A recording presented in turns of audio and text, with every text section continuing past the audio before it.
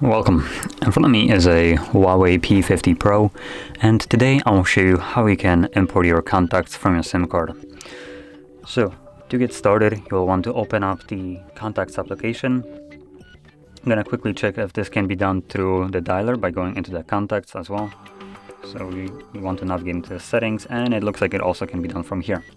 So I'm going back to it, contacts, those four like dots here, and settings. And in here you can find import export, and then you want to select import from SIM card.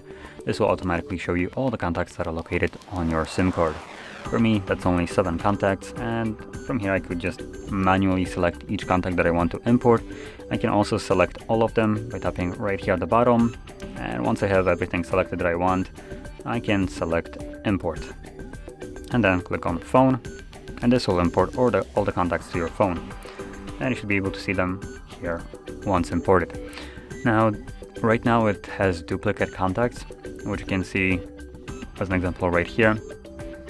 And if I would remove a SIM card, half of those will disappear.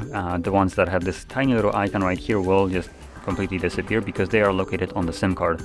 Without the SIM card, you will only retain the contacts that are actually on your phone, the ones that we imported. So there we go.